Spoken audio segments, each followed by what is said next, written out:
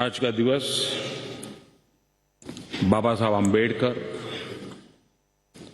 Doctor Rajendra Prasad जैसे दूरंदेशी महानुभावों को नमन करने का है। आज का दिवस इस सदन को प्रणाम करने का है, क्योंकि इसी पवित्र जगह पर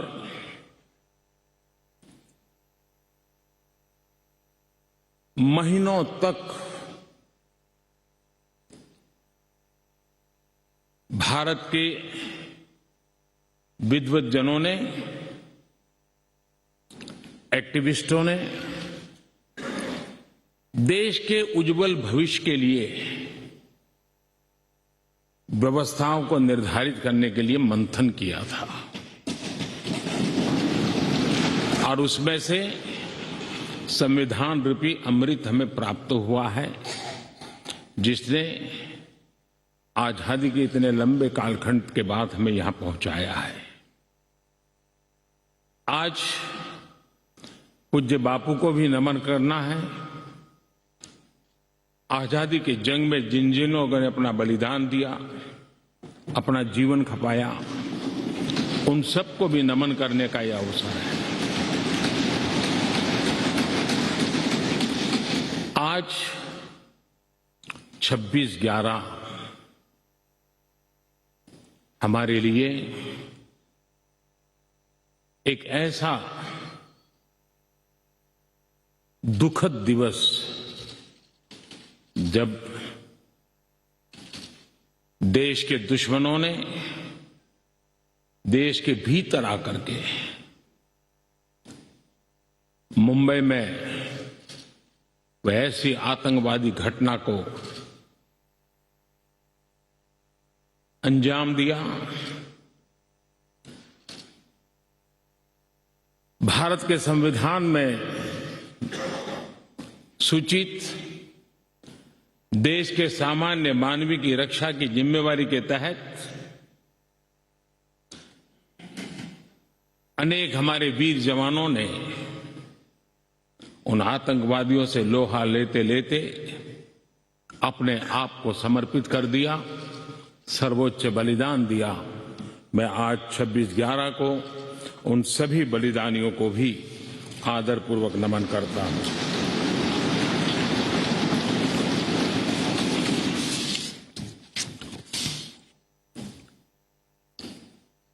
आदरणीय महानुभाव, कभी हम सोचें कि आज अगर हमें संविधान निर्माण करने की नौबत होती तो क्या होता। आजादी के आंदोलन की छाया, देशभक्ति का ज्वाला, भारत विभाजन की विभीषिका, इन सब के बावजूद भी देश हित सुप्रीम हर एक के हृदय में यही एक मंत्र था। विविधताओं से भरा हुआ देश, अनेक भाषाएं, अनेक बोलियां, अनेक पंथ, अनेक राजे रजवाड़े, इन सब के बावजूद भी संविधान के माध्यम से पूरे देश को एक बंधन में बांध करके आगे बढ़ाने की योजना बनाना, आज के संदर्भ में देखें तो पता नहीं संविधान का एक पेज भी हम पूरा कर पाते, क्योंकि नेशन फर्स्ट कालक्रम से राजनीति ने उस पर इतना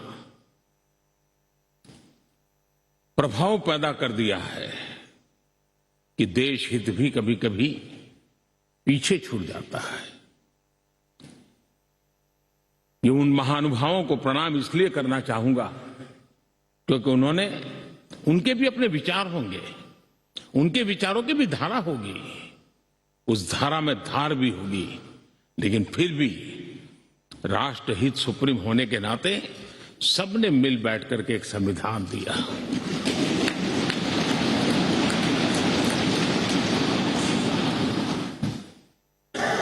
साथियों, हमारा संविधान ये सिर्फ अनेक धाराओं का संग्रह नहीं है। हमारा संविधान सहस्त्रों वर्ष की भारत की महान परंपरा, अखंड धारा, उस धारा की आधुनिक अभिव्यक्ति है।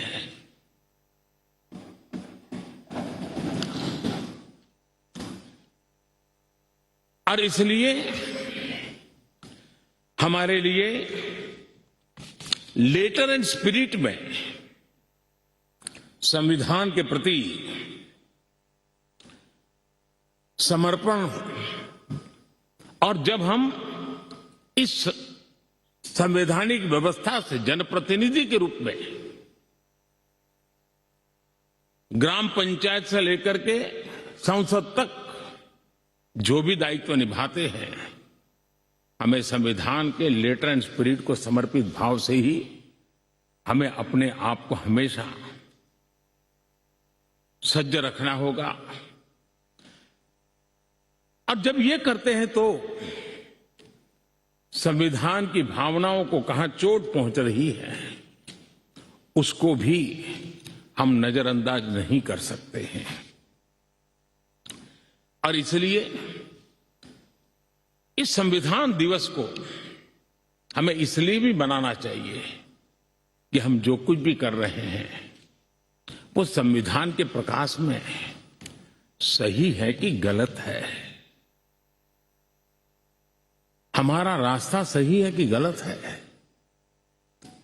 हर वर्ष संविधान दिवस बनाकर के हमने अपने आप को मूल्यांकन करना चाहिए। अच्छा होता देश आजाद होने के बाद 26 जनवरी प्रजासत्ताक पर्व की शुरुआत होने के बाद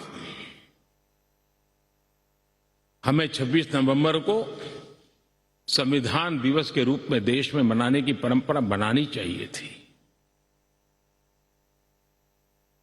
ताकि उसके कारण हमारी पीढ़ी दर पीढ़ी संविधान बना कैसे, कौन लोग थे इसको बनाते थे, किस परिस्थितियों में बना, क्यों बना, हमें संविधान कहां ले जाता है, कैसे ले जाता है, किसके लिए ले जाता है, इन सारी बातों की हर वर्ष अगर चर्चा होती है तो संविधान जिसको दुनिया ने एक जीवंत इकाई के रूप में माना है, एक सामाजिक दस्तावेज के रूप में माना है, विविधता भरे देश के लिए ये एक बहुत बड़ी ताकत के रूप में पीढ़ी दर पीढ़ी अवसर के रूप में काम आता। लेकिन कुछ लोग इसे चूक गए। लेकिन जब बाबा साहब आंबेडकर के 125वीं जयंती थी, हम सबको लगा कि इससे बड़ा पवित्र अवसर क्या हो सकता है कि बाबा साहब आंबेडकर ने इस देश को जो बहुत बड़ा नजराना दिया है उसको हम हमेशा हमेशा के लिए स्मृति ग्रंथ के रूप में याद करते रहे। और इसी में से, और मुझे याद है जब सदन में इस विषय पर मैं बोल रहा था 2015 में बाबा साहब आंबेडकर की 150वीं जयंती के निमित्त इस काम की घोषणा करते समय, तब भी विरोध आज नहीं हो रहा है, उस दिन भी हुआ था कि 26 नवंबर कहां से ले आए, क्यों कर रहे हो, क्या जरूरत थी। बाबा साहब आंबेडकर का नाम हो और आपके मन में ये भाव उठे, ये देश अब सुनने के लिए तैयार नहीं है।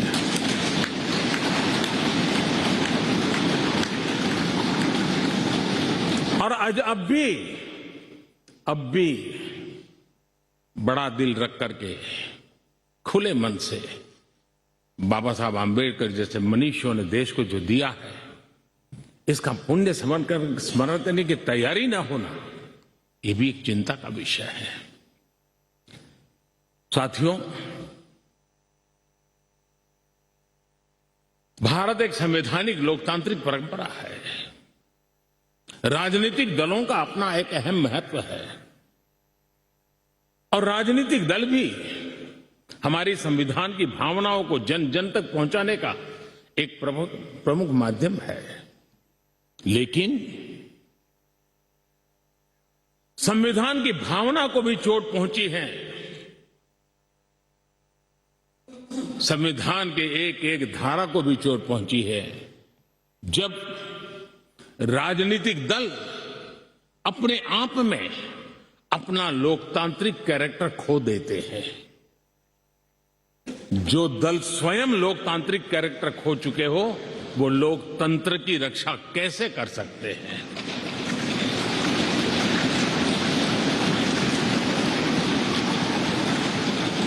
आज देश में कश्मीर से कन्याकुमारी,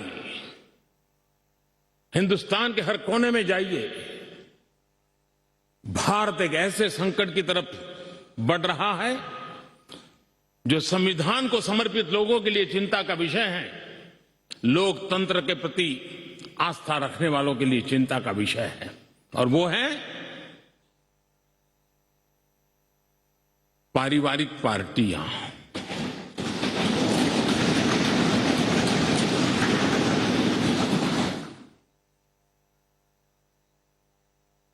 राजनीतिक दल, party for the family, party by the family,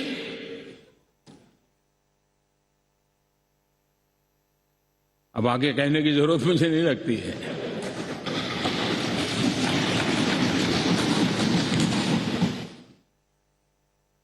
Kashmir से कन्याकुमारी हरी राजनीतिक दलों की तरफ देखिए, ये लोकतंत्र की भावना के खिलाफ है। संविधान हमें जो कहता है उसके विपरीत है। और जब मैं ये कहता हूं कि पारिवारिक पार्टियां, इसका मतलब मैं ये नहीं करता हूं कि एक परिवार में से एक से अधिक लोग राजनीति में ना आए। जी नहीं, योग्यता के आधार पर, जनता के आशीर्वाद से किसी परिवार से एक से अधिक लोग राजनीति में जाएं, इससे पार्टी परिवारवादी नहीं बन जाती है। लेकिन जो पार्टी पीढ़ी दर पीढ़ी एक ही परिवार चलाता रहे, पार्टी की सारी व्यवस्था परिवारों के पास रहे, वो लोकतंत्र, स्वस्थ लोकतंत्र के लिए सबसे बड़ा संकट होता है। और आज संविधान के दिवस पर संविधान में विश्वास करने वाले, संविधान को समझने वाले, संविधान को समर्पित सभी देशवासियों से मैं आग्रह करूंगा कि देश में एक जागरूकता लाने की आवश्यकता है। जापान में एक प्रयोग हुआ था। जापान में देखा गया कि कुछ ही पॉलिटिकल फैमिली ही व्यवस्था में चल रहे हैं, तो किसी ने बीड़ा उठाया था कि वो नागरिकों को तैयार करेंगे और पॉलिटिकल फैमिली के बाहर के लोग निर्णय प्रक्रिया में कैसे आए, और बड़ी सफलतापूर्वक 30-40 साल लगे, लेकिन करना पड़ा। लोकतंत्र को समृद्ध करने के लिए हमें भी हमारे देश में ऐसी चीजों की ओर जाने की आवश्यकता है, चिंता करने की आवश्यकता है, देशवासियों को जगाने की आवश्यकता है। उसी प्रकार से हमारे यहां भ्रष्टाचार, क्या हमारा संविधान भ्रष्टाचार को अनुमति देता है? कानून है, नियम है, सब है, लेकिन चिंता तब होती है कि जब न्यायपालिका ने स्वयं ने किसी को अगर भ्रष्टाचार के लिए घोषित कर दिया हो, भ्रष्टाचार के लिए सजा हो चुकी हो, लेकिन राजनीतिक स्वार्थ के कारण उसका भी महिमा मंडन चलता रहे, भ्रष्टाचार को नजरअंदाज करके सिद्ध हुई हकीकतों के बावजूद भी जब राजनीतिक लाभ के लिए सारी मर्यादाओं को तोड़कर, लोक लाज को तोड़ करके उनके साथ बैठना उठना शुरू हो जाता है, तो देश के नौजवान के मन में लगता है कि अगर इस प्रकार से राजनीति के क्षेत्र में नेतृत्व करने वाले लोग भ्रष्टाचार में डूबे हुए लोगों की प्राण प्रतिष्ठा कर रहे हैं, मतलब उनको भी वो रास्ता मिल जाता है कि भ्रष्टाचार के रास्ते पर चलना बुरा नहीं है। 2-4 साल के बाद लोग स्वीकार कर लेते हैं कि हमें ऐसी समाज व्यवस्था खड़ी करनी है। क्या समाज के अंदर, हां, भ्रष्टाचार के कारण कोई अगर गुना सिद्ध हो चुका है तो उसको सुधरने के लिए मौका दिया जाए, लेकिन सार्वजनिक जीवन में प्रतिष्ठा देने की जो स्पर्धा चल पड़ी है, ये मैं समझता हूं अपने आप में नए लोगों को लूटने के रास्तों पर जाने के लिए मजबूर करती है, और इसलिए हमें इससे चिंतित होने की जरूरत है। यह आजादी के 75 साल है, यह अमृत काल है। हमने अब तक आजादी के 75 साल दरमियान देश जिस स्थिति से गुजरा था, अंग्रेज भारत के नागरिकों के अधिकारों को कुचलने पर लगे हुए थे, और उसके कारण हिंदुस्तान के नागरिकों को उसके अधिकार मिले, इसके लिए लड़ना बहुत स्वाभाविक था और जरूरी भी था। महात्मा गांधी समेत हर कोई भारत के नागरिकों को उनके अधिकार मिले, इसलिए वो लड़ते रहे, ये बहुत स्वाभाविक है। लेकिन ये भी सही है कि महात्मा गांधी ने आजादी के आंदोलन में भी अधिकारों के लिए लड़ते लड़ते भी देश को कर्तव्य के लिए तैयार करने के लिए लगातार कोशिश की थी। उन्होंने भारत के नागरिकों में उस बीज को बोने की लगातार कोशिश की थी कि सफाई करो, प्रौढ़ शिक्षा करो, नारी सम्मान करो, नारी गौरव करो, नारी को एम्पावर करो, खादी पहनो, स्वदेशी का विचार, आत्मनिर्भर भारत का विचार, कर्तव्यों की तरफ महात्मा गांधी लगातार देश को तैयार करते रहे। लेकिन आजादी के बाद महात्मा गांधी ने जो कर्तव्य के बीज बोए थे, वो आजादी के बाद वटवृक्ष बन जाने चाहिए थे, लेकिन दुर्भाग्य से शासन व्यवस्था ऐसी बनी कि उसने अधिकार अधिकार अधिकार के ही बातें करके लोगों को एक ऐसी अवस्था में रखा कि हम हैं तो आपके अधिकार पूरे होंगे। अच्छा होता देश आजाद होने के बाद कर्तव्य पर बल दिया गया होता तो अधिकारों की अपने आप रक्षा होती।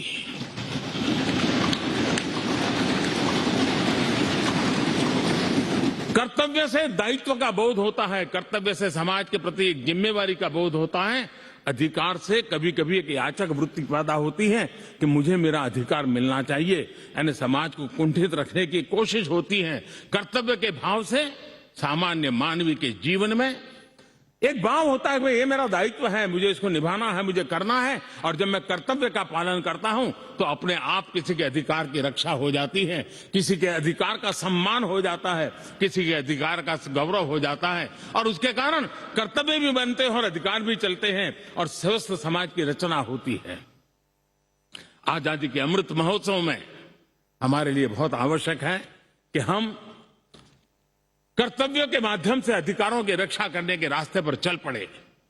कर्तव्य का वो पथ है जिसमें अधिकार की गारंटी है। कर्तव्य का वो पथ है जो अधिकार सम्मान के साथ दूसरे को सुपुर्द करता है, उसके हक को दे देता है।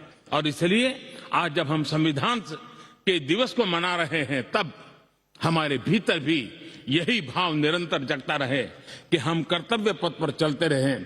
कर्तव्य को जितनी अधिक मात्रा में निष्ठा और तपस्या के साथ हम मनाएंगे, हर किसी के अधिकारों की रक्षा होगी।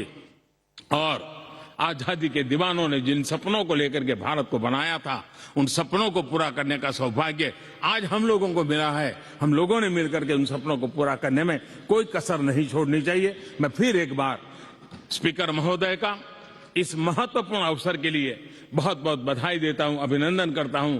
उन्होंने इस कार्यक्रम की रचना की। ये कार्यक्रम किसी सरकार का नहीं था, ये कार्यक्रम किसी राजनीतिक दल का नहीं था, ये कार्यक्रम किसी प्रधानमंत्री ने आयोजित नहीं किया गया था। ये सदन का गौरव होते हैं स्पीकर, सदन का ये स्थान गौरवपूर्ण होता है। स्पीकर की एक गरिमा होती है, बाबा साहब आम्बेडकर की गरिमा होती है, संविधान की अपनी एक गरिमा होती है। हम सब उन महान पुरुषों को प्रार्थना करें कि वो हमें शिक्षा दें, ताकि हम हमेशा स्पीकर पद की गरिमा बनाए रखें, बाबा साहब आम्बेडकर का गौरव बनाए रखें और संविधान का गौरव बनाए रखें। इसी की अपेक्षा के साथ आप सबका बहुत बहुत धन्यवाद।